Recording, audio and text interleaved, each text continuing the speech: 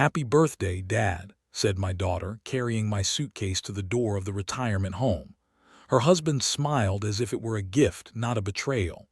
But when I walked into the director's office, he stood up, shocked, his face pale with shock. The suitcase sat by my front door like a coffin. I stared at it from the kitchen doorway, my coffee mug trembling in my hand. Brown leather, brass clasps, the one Ellen and I bought for our honeymoon 45 years ago. But I hadn't packed it. Hell, I hadn't even touched it since we stored it in the closet after her funeral. My bare feet felt cold against the hardwood as I approached it. The zipper was pulled tight, corners bulging with hastily stuffed clothes. A slip of paper jutted from the side pocket, my handwriting but shakier than usual. "Charles Whitman, Silver Oaks Residential Care." "Madison," I called toward the stairs, though I knew she wasn't here. The house echoed back my own voice, hollow and confused. Ellen's photograph watched me from the mantel, her silver frame catching morning light. In it, she wore that blue dress from my 65th birthday, the last one we celebrated together. She'd insisted on baking my favorite cherry pie, even though her hands were already too weak from the treatments. "You spoil me," I told her that day. "That's what wives do," she'd laughed, flour dusting her cheek. The memory hit like a punch to the chest. Ellen would never have allowed this, whatever this was. My phone rang, cutting through the silence. Madison's name flashed on the screen. "Happy birthday, Dad." Her voice sparkled with artificial cheer. "We have a very special surprise planned for you today. Be ready at 2:00 sharp. Meredith, there's a suitcase by my door. Did you just be ready, Dad?" The warmth drained from her voice like water from a broken cup. "Don't make this harder than it needs to be." Harder than what needed to be. My throat tightened. "I was planning to bake your favorite cherry pie. Maybe you and Trevor could stay for dinner. Like we used to when we'll see about that. Just be ready." The line went dead. I held the phone against my ear long after the dial tone stopped, as if holding on might bring her back. Might bring back the daughter who used to steal raw pie dough from my mixing bowl. My hand shook as I pulled ingredients from the pantry. Flour, sugar, the jar of cherries Ellen had canned our last summer together. I needed normal. I needed the ritual of measuring and mixing. The comfort of tradition, but the flour scattered across the counter when I dropped the bag, sugar crunched underfoot. The cherries, Ellen's cherries, rolled red across the kitchen floor like tiny drops of blood. I caught my reflection in the window above the sink. 70 years old, silver hair uncombed, pajamas wrinkled from a restless night. When had I become this fragile stranger? When had my own daughter started speaking to me like I was already gone? The pie crust came together despite my trembling fingers.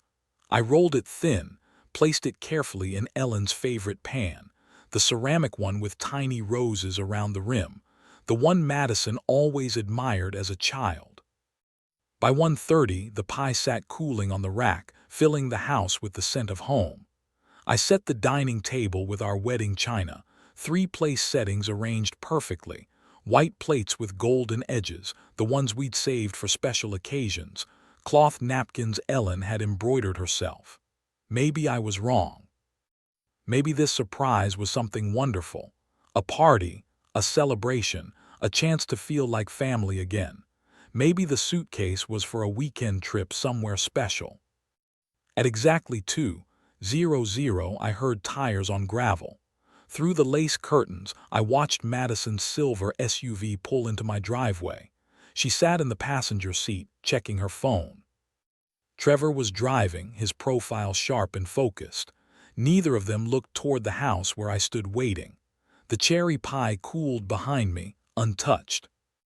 The suitcase waited by the door, packed with clothes I hadn't chosen, and something deep in my chest began to crack, like ice breaking on a spring river. I opened the door before they could knock, dish towels still clutched in my hands from the pie preparation. "Dad." Madison's hug felt rehearsed, her arms barely touching my shoulders before pulling away. She smelled of expensive perfume and impatience. Trevor's handshake was too firm, too brief. His eyes scanned past me toward the suitcase, calculating. Ready to go, Charles. Actually, the cherry pie just finished cooling. Your mother's recipe, Madison. Why don't you both come in? I've set the table with the good china, and I could wrap you a slice for there's no time, Dad. Madison's voice had that edge again, sharp as broken glass. We're already running late. Trevor was already lifting my suitcase, hefting it toward their car without asking permission. The casual violation of my space, my belongings sent heat rushing to my face. Late for what exactly? I asked, but they were already walking toward the SUV. I took one last look at my house. The porch swing where Ellen and I used to watch sunsets. The garden she'd tended until her final summer, the door with its brass knocker, worn smooth by decades of visitors. Would I see it again tonight? Tomorrow, they positioned me in the back seat like a child. Trevor's music played too loud. Some electronic beat that made conversation impossible. When I tried to adjust the volume, Madison shot me a look through the rearview mirror. We passed Washington Park, where I taught Madison to feed the ducks when she was 6. Her small hand had clutched mine as we scattered breadcrumbs across the pond's surface. Remember when you used to beg me to bring you here every Sunday? I leaned forward, desperate to bridge the growing distance between us. MHM. She didn't look up from her phone. The route took us past Mel's Diner, where Ellen and I had shared coffee and pie every Sunday after church. Past the library where I'd volunteered reading to children, past the hardware store where I'd worked after retiring from engineering, helping young homeowners with their projects. Each landmark felt like a goodbye. I hadn't chosen. Where exactly are we going? I finally asked as we turned onto unfamiliar roads heading east. Trevor caught my eye in the mirror, his smile sharp and satisfied. Somewhere you'll be much happier, Charles. Trust us. The word trust sat bitter in my mouth. When had my daughter and her husband started speaking about me rather than to me? When had I become Charles instead of Dad? Madison was texting someone, her fingers flying across the screen. I caught fragments, finally doing it, and a wah much better this way. The phone's blue light reflected off her face, making her features look cold and unfamiliar. 20 minutes later, Silver Oaks came into view, a sprawling modern facility with manicured lawns and a circular driveway. The architecture was all glass and steel, designed to look expensive rather than welcoming. A sign by the entrance read, Silver Oaks Residential Care, where life begins again. My stomach dropped. Are we visiting someone? Madison turned in her seat, that artificial brightness returning to her voice. Happy birthday, Dad. This is your new home. The words hit me like a physical blow. My chest tightened, making it hard to breathe. New home. The cherry pie I'd baked sat abandoned in my kitchen. The table I'd set with Ellen's china would remain empty. The suitcase I hadn't packed contained clothes for a life I hadn't chosen. Trevor parked under the covered entrance, already reaching for the keys. Through the windshield, I could see elderly residents in wheelchairs on the covered patio, staring blankly at the landscaping. This is temporary, right? My voice sounded small, desperate. Just until. Let's just see how you settle in, Madison said, avoiding my eyes. The car's engine ticked as it cooled. Somewhere in the distance, I could hear the sound of lawnmowers maintaining the facility's perfect appearance. Everything was so neat, so orderly, so final. I sat frozen in the back seat while they climbed out, their movements efficient and practiced. This wasn't a surprise. It was an execution, and I was the only one who didn't know it was coming. Trevor yanked my suitcase from the trunk with unnecessary force, the leather scraping against the car's edge. I can help with that, I offered, but he waved me away. We've got this handled, Charles. His tone was dismissive, like I was already less than capable. Madison checked her watch for the third time in 2 minutes, her foot tapping against the asphalt. She wouldn't meet my eyes, focusing instead on the facility's automatic glass doors. "How long will I be staying here?" I asked as we walked toward the entrance. "Let's just see how you settle in first," she replied. The same evasive answer as before. My house keys still hung on my keychain, solid and familiar in my pocket. If this was temporary, why did it feel so permanent? Why had they packed everything I owned into a single suitcase? "This is for your own good, Dad." Madison's voice carried the rehearsed quality of someone who'd practiced this speech. "You're not getting any younger, and frankly, we can't provide the level of care you need." "But I bought you that house in Beaverton," I said, desperation creeping into my voice. "I funded Trevor's coffee shop when no bank would touch it. I've never asked for anything in return except you forget where you put your keys." Madison interrupted, cutting off my words like they were inconvenient noise. "Last month you couldn't remember where you parked at the grocery store. Those are warning signs, Dad." Trevor nodded enthusiastically, his salesman's smile sliding into place. "Here you'll have nurses available 24 hours a day. There's a gym, even yoga classes. Much better than sitting alone in that big empty house. That big empty house where I'd raised her, where Ellen and I had built 45 years of memories, where the cherry pie I'd baked this morning still sat cooling on the counter." As we approached the entrance, I caught fragments of their whispered conversation. They thought the ambient noise of the fountain in the distance would mask their words, but my hearing was still sharp. "Now we can finally sell his house," Trevor murmured to Madison. "Put everything into the coffee shop expansion. The real estate agent thinks we can get at least $800,000, she whispered back. "Maybe more if we stage it right." The words hit me like ice water in my veins. $800,000, the house Ellen and I had scrimped and saved to buy. Where we'd painted every room ourselves, where we'd planned to grow old together. They'd already talked to a real estate agent, already planned my life around their profit margins. I thought of all the times I'd helped them over the years. The down payment on their first apartment, the car loan when Trevor's credit was too poor, the business investment that kept their coffee shop afloat during the pandemic. Had every hug, every birthday call, every family dinner been them calculating my net worth? My legs felt unsteady as we entered the lobby. Marble floors reflected fluorescent lighting. Generic artwork hung on sterile walls, mass-produced landscapes that meant nothing to no one. The air smelled of disinfectant and resignation. "Well, this is it." Madison's voice was artificially bright as she gestured around the space. "Isn't it lovely?" An elderly man in a wheelchair sat near the window, staring at the parking lot. A woman with a walker moved slowly past, her children nowhere to be seen. The silence was oppressive, broken only by the soft whisper of air conditioning and distant television noise. "We'll visit soon," Madison said, leaning in for another perfunctor hug. Her lips barely brushed my cheek, cold and quick. Trevor shook my hand one final time. "Take care of yourself, Charles."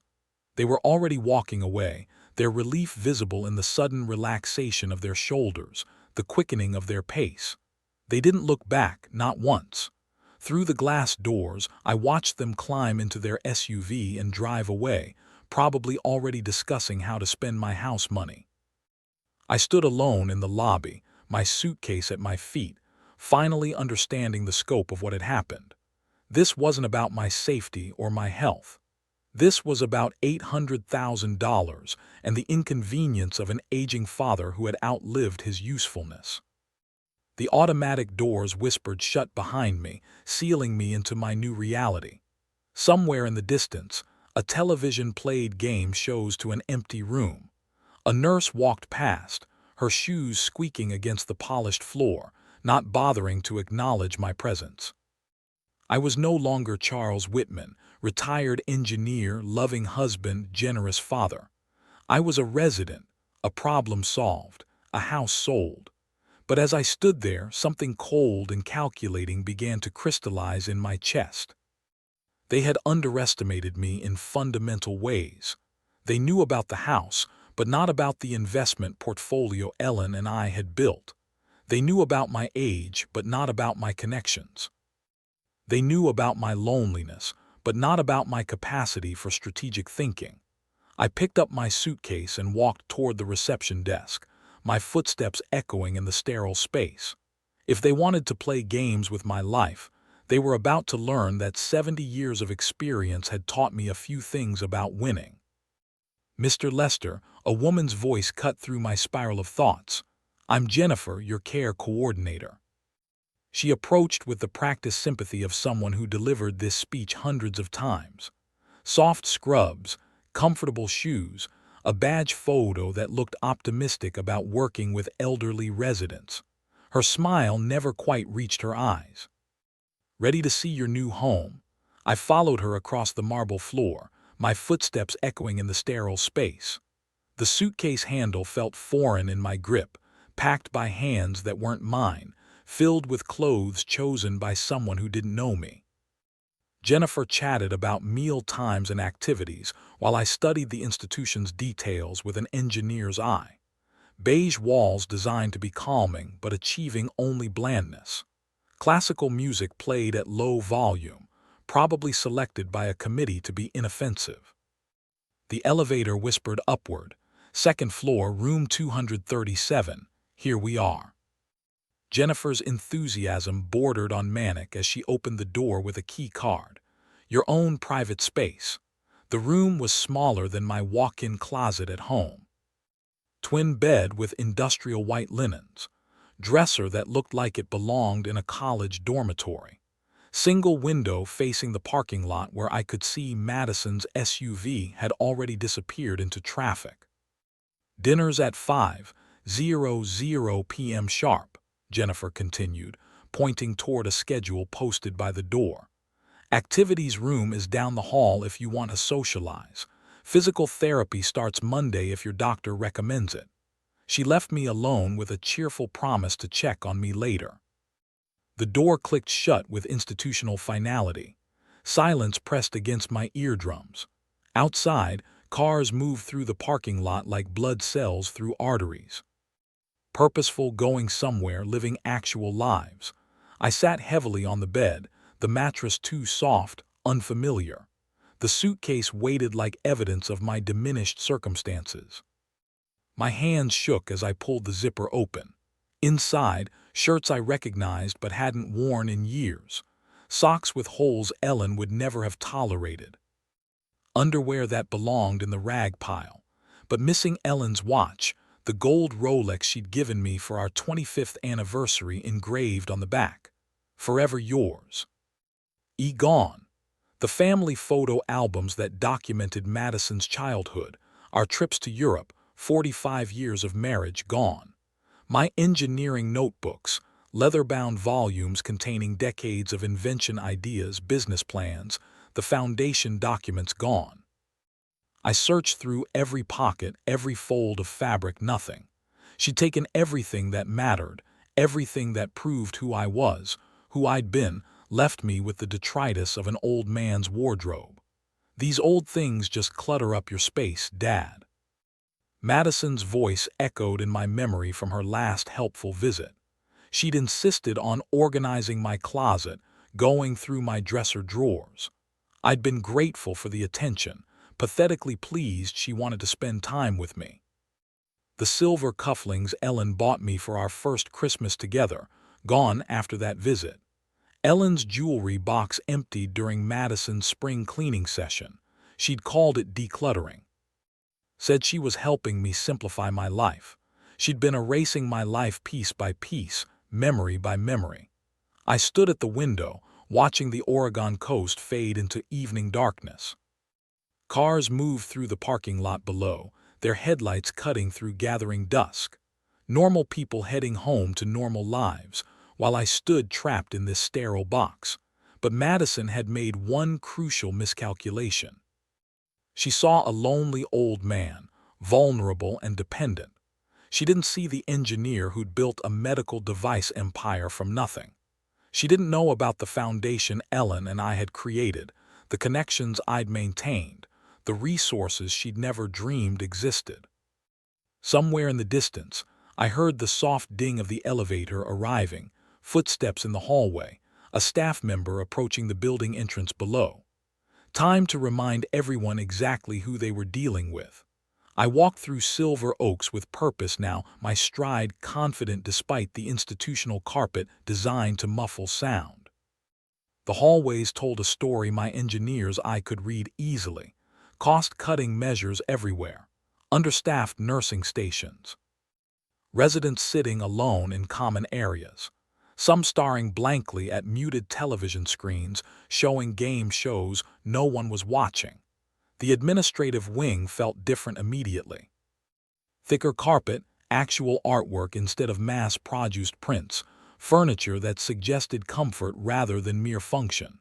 The secretary looked up from her computer as I approached her desk. "I need to speak with Mr. Fitzpatrick immediately. Is this about your accommodation? I can have Jennifer." "It's about documentation irregularities. Tell him Charles Whitman is here." She spoke softly into her phone, then looked up with surprise. "He'll see you right away, Mr. Lester." The office door opened before I reached it. Fitzpatrick stood behind his desk, coffee cup rattling against its saucer in his suddenly unsteady hand. His face had gone pale beneath his administrative tan. "You're Charles Whitman, the founder of MedTech Innovations." "I am." I took the chair across from his desk without being invited, "and I want to see my complete admission file, every document." Fitzpatrick's hands trembled as he pulled a manila folder from his desk drawer. "Mr. Lester, I have to say, when the paperwork came in this morning, we had no idea." "Show me." He spread the documents across his desk like a dealer displaying cards, power of attorney authorization, medical evaluation forms, emergency contact information. I examined each page with the methodical precision that had built my company from nothing. The signature on the power of attorney was clearly forged. Madison had practiced, but she'd missed the slight tremor I developed in my left hand after Ellen's death. The medical evaluation was completely fabricated. I'd never met the doctor whose name appeared at the bottom. Emergency contacts listed only Madison, as if I had no other family, no friends, no professional connections. "Who submitted these documents?" I asked, my voice steady as a surgeon's scalpel. "Your daughter brought them this morning, said you'd had some cognitive episodes that the family felt. This isn't my signature." I pointed to the power of attorney, and I've never met this Dr. Morrison who supposedly evaluated my mental capacity. Fitzpatrick's face went from pale to gray. "Mr. Lester, if there are irregularities in the documentation, tell me about your admission protocols. What verification procedures do you follow?" He launched into a nervous explanation of state requirements, legal oversight, liability concerns. Silver Oaks had been struggling financially, he admitted. Recent state inspections had been challenging. The facility needed to maintain its reputation, especially with influential families. And what happens when a facility admits someone based on forged documents? That would be a serious legal matter. His voice cracked slightly. "Criminal fraud, false imprisonment, we could lose our license." I let that hang in the air while I studied his increasingly panicked expression. Outside his window, the Pacific Ocean stretched toward the horizon, waves crashing against rocks with timeless patience.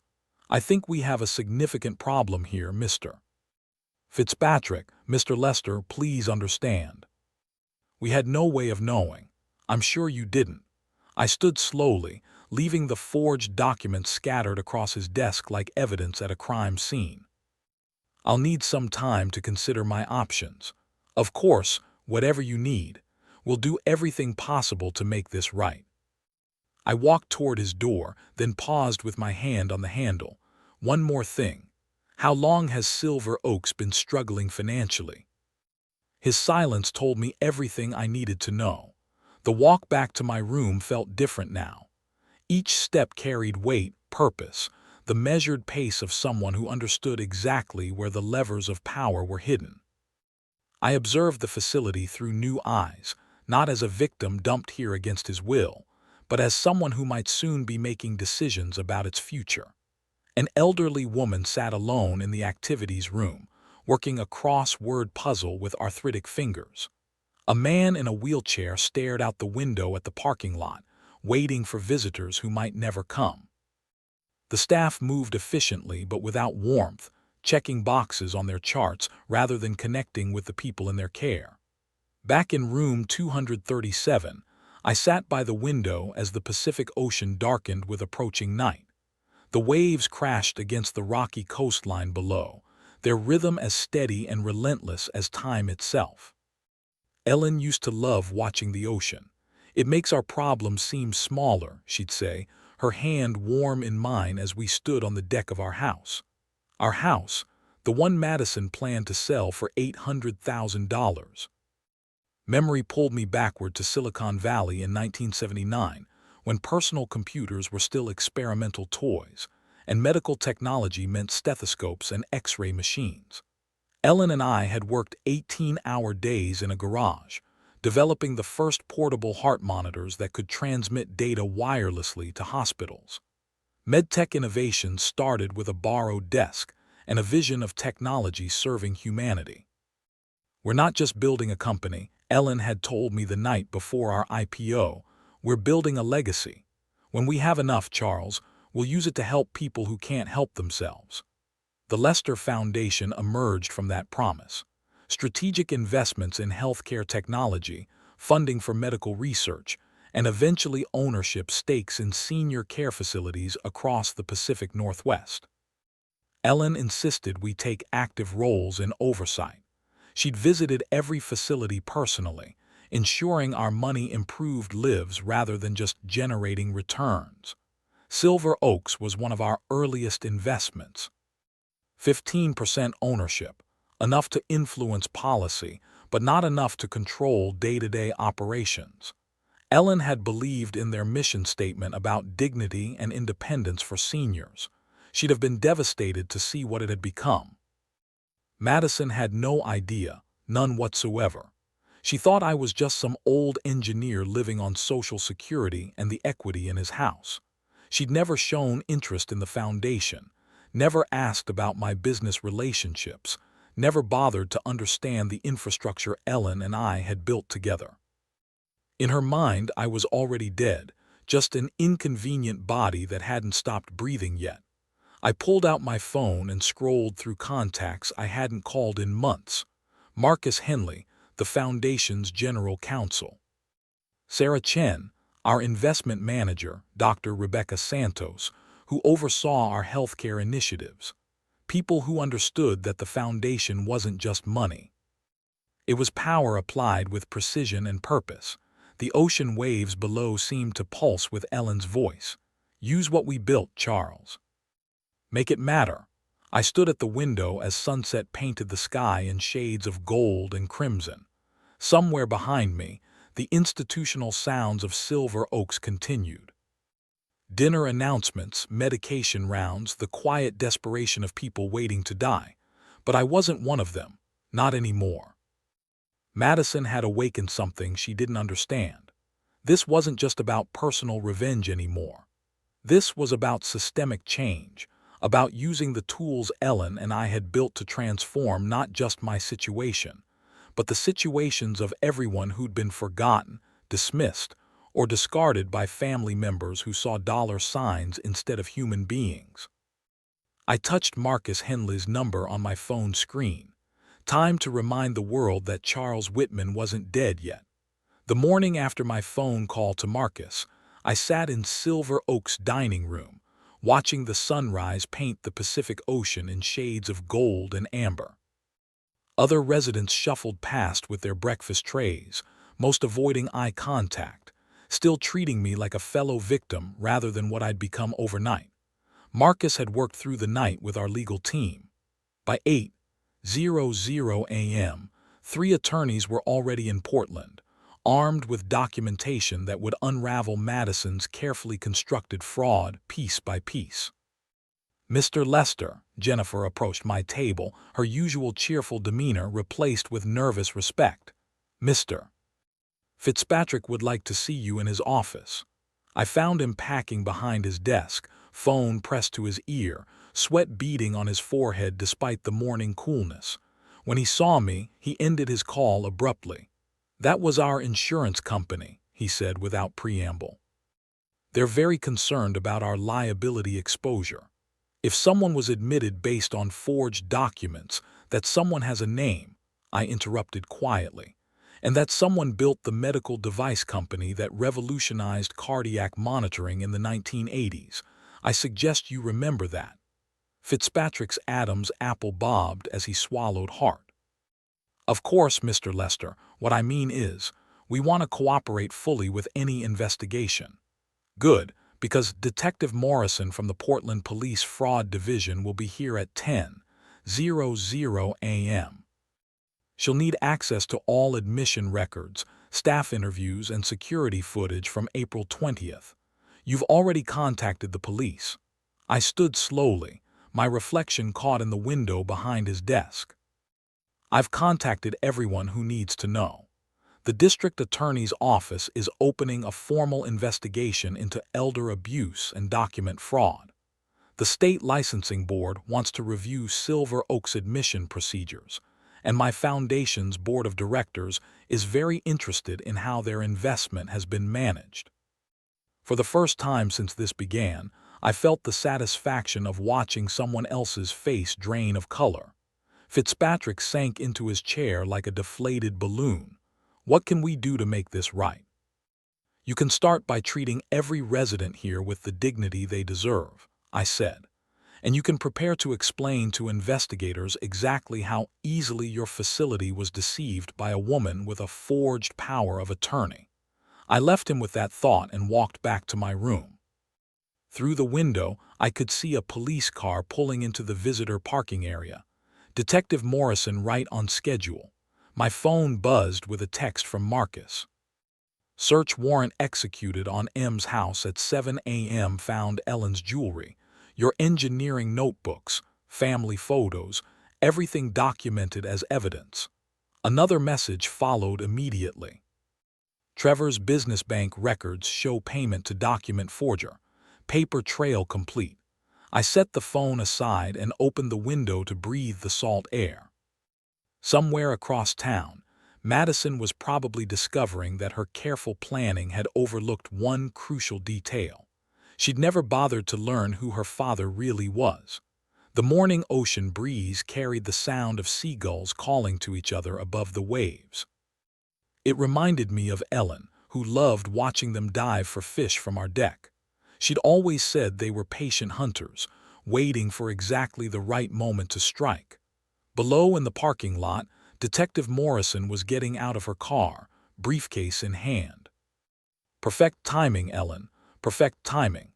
Detective Morrison was younger than I'd expected, maybe 40, with the kind of sharp focus that came from years of untangling financial crimes. She set up her laptop in Silver Oak's conference room like a surgeon arranging instruments. "Mr. Lester, I've reviewed the preliminary evidence your attorneys provided. This appears to be a systematic fraud spanning several months." Fitzpatrick shifted uncomfortably in his chair beside me. "Detective, I want to emphasize that Silver Oaks had no knowledge of any irregularities." "Mr. Fitzpatrick," Morrison interrupted without looking up from her screen, "your facility's procedures are part of this investigation. Please answer only what I ask." She turned to me. "Let's start with the timeline. When did you first notice personal items missing from your home?" Ellen's watch disappeared in February during what Madison called a decluttering session. The family photo albums vanished in March when she helped me organize the den. My engineering notebooks, 40 years of invention notes, were gone after her April visit. Morrison typed rapidly. "Did you confront her about these items?" "I trusted her. She said I was getting forgetful, that she was protecting valuable things from being misplaced." The admission tasted bitter. I believed my own daughter when she said I needed help, and the forged power of attorney. Fitzpatrick produced the document with shaking hands. Morrison examined it under a magnifying glass, comparing it to my actual signature on my identification. "The stroke patterns are wrong," she noted. "Whoever forged this practiced, but they couldn't replicate the slight tremor in your dominant hand." When did that develop? After Ellen's death, stress-related, Madison would have known if she'd paid attention. Morrison photographed the document from multiple angles. "We found the original forged tool at your daughter's residence this morning. A practice pad with dozens of signature attempts. Also interesting, a receipt for the medical evaluation form from a company that produces fake documents for novelty purposes." Novelty purposes, fake diplomas, joke certificates, apparently also fraudulent medical reports for family members who want to declare relatives incompetent. The casual cruelty of it struck me like a physical blow. Madison hadn't even used a sophisticated operation. She'd ordered my mental incompetence from a website like buying a gag gift. "There's more," Morrison continued. "Your son-in-law's business account shows a payment of $1,500 to someone named Derek Coulter, a known document forger with prior for elder fraud. He's already agreed to testify in exchange for reduced charges." Fitzpatrick made a strangled sound. $1,500 to destroy a man's life. Actually, Morrison said, consulting her notes, the payment was itemized as consultation services. Very professional. They even asked for a receipt. She showed me photographs from the search warrant execution. My dining room table covered with evidence bags. Ellen's jewelry laid out like pieces of a puzzle, my engineering notebooks, the leather covers worn smooth by decades of use. Family photos scattered across the kitchen counter where Madison had apparently been deciding which memories to erase. "The interesting thing," Morrison continued, "is how methodical this was. Your daughter created a paper trail, proving your alleged incompetence while simultaneously stealing evidence of your actual achievements. It's like she was trying to rewrite history." Through the conference room window, I could see Edna in her wheelchair reading a book in the courtyard. Lyle was setting up a chessboard nearby, though the chess club had been canceled months ago due to budget constraints. Normal people living diminished lives because institutions prioritized profit over dignity. Detective Morrison, what happens next? Grand jury indictment, probably within 2 weeks, elder abuse, fraud, conspiracy, identity theft. Your daughter and son-in-law are looking at substantial prison time if convicted. She closed her laptop with a definitive snap. "Mr. Lester, in 20 years of investigating financial crimes, I've never seen such a complete paper trail. They documented their own criminal conspiracy." After she left, I sat alone in the conference room, watching the Pacific Ocean through salt-stained windows. Somewhere in Portland, Madison was probably consulting lawyers, learning that her father wasn't the helpless old man she'd thought she was erasing. My phone rang. "Marcus Charles, you need to see the evening news." The evening news played on every television at Silver Oaks. Residents gathered in the common room, their dinner trays forgotten as the anchor delivered the story that would define my daughter's legacy. Portland police have arrested a local businesswoman and her husband on charges of elder abuse and fraud. Madison Carter and Trevor Walsh allegedly forged documents to have her 70-year-old father committed to a care facility against his will. Madison's photograph filled the screen, a professional head shot from her coffee shop's website, all smiles and artificial warmth. The irony wasn't lost on me. The victim, Charles Whitman, is the founder of MedTech Innovations and a prominent Portland philanthropist. Police say the suspects systematically stole personal belongings and planned to sell his house to fund their failing business. Edna wheeled her chair closer to mine. "Mr. Lester, is that really your daughter?" Before I could answer, my phone buzzed. "Madison, After 3 days of silence, she was finally calling. "Dad, please, you have to call off the police. This is all a misunderstanding." I walked to a quiet corner before responding. "A misunderstanding? You forged legal documents. You stole Ellen's jewelry. You had me declared mentally incompetent. We were trying to help you. The house is too big. You're all alone. Stop." My voice carried decades of accumulated authority. "Just stop lying. I know about the $1,500 to Derek Coulter. I know about the practice signatures. I know about your plan to sell my house." Silence stretched between us like a chasm. "Dad, if this goes to trial, it'll destroy our business. Aiden's college fund. You should have thought about Aiden before you decided to erase your father." I ended the call. 20 minutes later, my phone rang again. Aiden this time. "Grandpa, I just saw the news." I had no idea what Mom and Dad were planning. Hearing his voice, young, confused, ashamed, reminded me that innocent people get caught in the crossfire of other people's greed. "I know you didn't, son." "Is it true? Did they really steal Grandma Ellen's things?" "Yes." A long pause. "Then I'm so sorry, Grandpa, if I'd known." "This isn't your fault, Aiden. Your parents made their choices. What happens now?" Through the window, I watched the sunset paint the ocean in shades of orange and gold. Ellen would have loved this view. She'd have forgiven Madison instantly, found some way to excuse the inexcusable. But Ellen was gone, and I was tired of being everyone's victim. Now your parents face the consequences of their actions, and you decide what kind of man you want to become.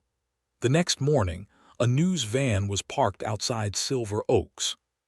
Trevor's coffee shop had a line of protesters holding signs reading, "Elder abuse is not business," and "Jail the thieves." Their Yelp reviews had plummeted overnight. My phone showed 17 missed calls from Madison. I deleted them without listening. 2 days later, I walked into Silver Oaks conference room to find 5 board members standing respectfully around a polished mahogany table. The contrast with my last visit here was striking. Instead of being escorted like a confused patient, I entered as someone whose presence commanded attention. "Mr. Lester," Fitzpatrick began, his voice carrying none of its previous condescension, "we'd be deeply honored if you would consider joining our Patient Care Oversight Board." The other members nodded with the kind of deference usually reserved for major donors, which I supposed I was. "I accept," I said, settling into the chair they'd pulled out for me. "Provided we prioritize resident dignity above profit margins." Board member Patricia Chen, a retired hospital administrator, leaned forward. "We've reviewed your preliminary recommendations. The chess club restoration, library renovation, art therapy program. What's the projected investment?" $300,000 for the first year. I opened the portfolio Marcus had prepared. "The Lester Foundation will cover all expenses. Dignity doesn't have a price tag." The room fell silent except for the scratch of pens taking notes. I'd learned long ago that specific numbers make abstract concepts concrete. "Mr. Lester," asked board member James Rivera, "what's your timeline for implementation? Chess club resumes next Tuesday." "I've already contacted Lyle Brennan to coordinate. He's an excellent player who's been languishing without intellectual stimulation. Library renovation begins Monday with new large print books arriving Thursday. Art therapy starts the following week with students from Portland Community College." I slid photographs across the table. The empty activity room, outdated common areas, understaffed nursing stations. These aren't just budget items. They're people's lives. We toured the facility together, and I watched their expressions change as they saw Silver Oaks through resident eyes rather than administrator convenience. Edna showed us her small collection of books, apologizing for their worn condition. Lyle demonstrated chess moves on an improvised board made from cardboard and bottle caps. "This space could accommodate 20 chess tables," I told the group. gesturing toward the underutilized recreation room. And this wall would be perfect for displaying resident artwork. Board member Dr. Martinez nodded thoughtfully. The resident engagement would improve dramatically. Engagement, physical health, mental stimulation, family satisfaction, everything interconnected, I agreed. Quality care isn't expensive when you measure the right outcomes. Back in the conference room, I signed the board appointment documents while they watched with something approaching awe. The foundation commitment papers followed, making the funding legally binding. One more thing, I said, capping my pen with deliberate ceremony. I want monthly progress reviews with resident input, not surveys about satisfaction, but actual conversations about what they need to maintain dignity. Fitzpatrick practically vibrated with nervous energy. Of course, Mr. Lester, whatever you think best. Walking back to my room, I felt Ellen's presence in the hallway's improved lighting and the plans taking shape in the hope, beginning to replace resignation on residents' faces. She'd always believed that money without purpose was just paper. Purpose without resources was just wishful thinking. I had both now. My phone rang as I reached room 237.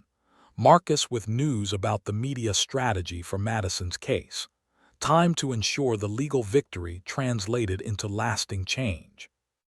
By May, the story had grown beyond local news into a cautionary tale about elder abuse that resonated across the country. I watched the coverage from Silver Oak's common room, surrounded by residents who'd become unlikely celebrities in their own right. Local couple charged with defrauding elderly father appear in court today. The anchor announced over footage of Madison and Trevor hurrying past reporters. Madison and Trevor Walsh face multiple felony charges in what prosecutors call a systematic scheme to steal from Charles Whitman, founder of MedTech Innovations. Lyall shook his head in disgust. How does someone do that to their own parent? The camera cut to an interview with the prosecutor. The defendants forged power of attorney documents, fabricated medical evaluations, and systematically stole family heirlooms over several months. This represents elder abuse at its most calculated. That evening, Aiden helped me navigate the social media storm engulfing his parents. Madison's Instagram account, once full of carefully curated family photos, had become a wasteland of angry comments. "Look at this," Aiden said, scrolling through the responses to her last post. A picture of her and Trevor smiling at their coffee shop. Disgusting. How could anyone do this to their elderly father? The business review sites told an even starker story. Their coffee shops had dropped from 4-star ratings to 1.5 stars virtually overnight. Customer after customer explained why they could no longer support a business run by people who abused elderly family members. "We used to come here every morning," read one Yelp review. "But knowing what these people did to their father makes the coffee taste bitter." Local news interviewed former customers outside their flagship location. "I can't give money to people who would forge documents to steal from their own dad," a middle-aged woman explained. "There has to be consequences for that kind of behavior." Trevor appeared on a local business program, attempting damage control that only made things worse. When the interviewer asked about the forged medical evaluation, he stammered about misunderstandings and family dynamics. "But Mr. Walsh." The reporter pressed. "Police found the payment to a known document forger in your business account. How do you explain that?" His deer in headlights expression said everything. Within hours, clips of his fumbling responses were viral on social media, accompanied by hashtags like "Elder Abuse is Real" and "Kai's Justice for Charles." Madison attempted her own interview with a sympathetic local host, but the questions were sharper than she expected. "We were trying to ensure his safety and well-being," she insisted, her composed facade cracking slightly. "Then why forge legal documents? Why not involve your father in the decision?" "He doesn't always remember things clearly." Mr. Lester founded a medical technology company and runs a multi-million-dollar foundation. Hospital administrators across the region describe him as sharp and engaged. Are you suggesting they're all mistaken? The interview ended with Madison walking off camera. By June, their business was failing. Local news reported on layoffs at their coffee shops, unpaid rent, potential eviction. The community had spoken with their wallets, and the verdict was unanimous. My phone rang one evening. Aiden, now 18 and preparing for college. Grandpa, I've been thinking about changing my major to nonprofit management. I want to learn how to run a foundation properly. Through my window, the Pacific Ocean reflected the sunset in shades of gold and crimson.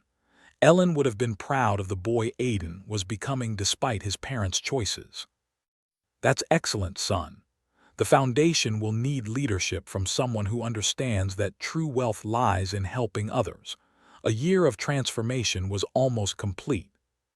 April 20th, 2025, exactly 1 year later, I stood in my own kitchen again, the morning light streaming through windows that faced the garden Ellen and I had planted together. The cherry pie baking in the oven filled the house with the same sweet scent as that terrible morning 12 months ago, but everything else had changed. My suitcase sat in the closet where it belonged. Ellen's jewelry box was back on our dresser, each piece carefully returned after serving as evidence. The family photo albums lined the living room shelves again, documenting happier times when I still believed in my daughter's love. The doorbell rang at exactly 2:00. Not Madison this time. She was serving an 18-month sentence for elder abuse and fraud. Instead, Aiden stood on my porch, now 19, and studying nonprofit management at Portland State University. Happy birthday, Grandpa. His embrace was warm, genuine, everything his parents had never been. We sat at my kitchen table, the one Ellen and I had chosen 40 years ago, while I explained the foundation documents he would inherit. Your great-grandmother, Ellen, believed wealth was a tool for dignity, I told him as he signed the succession papers. She used to say that money without purpose was just paper with numbers on it. I understand, Grandpa. I promise to honor what you and great-grandma built. Together, we drove to Silver Oaks for what had become my weekly board meeting. The transformation was remarkable. Chess tables occupied the recreation room where 15 residents played with focused intensity. The new library hosted Edna reading stories to visiting children from Lincoln Elementary. Art therapy sessions filled the East Wing with laughter and creativity. Mr. Lester Lyle called from his chess match with a visiting grandson. Come see the philosophy discussion group schedule. We're debating Aristotle next week. The bulletin board near the entrance displayed thank you letters from residents and families. Edna's note written in her careful cursive read, "You return dignity to forgotten people." A daughter whose mother now thrived here had written, "Mom is happy for the first time in 3 years." Fitzpatrick's quarterly report showed measurable success. A waiting list for admission recognition from the state as a model facility. Staff retention up 60%. The excellence rating puts us in the top 5% statewide, he told the board with obvious pride. Excellence follows naturally when you treat people as human beings rather than inventory, I replied. Back in my kitchen, as sunset approached, I placed a single candle on the cherry pie. Not from loneliness this time, but celebration.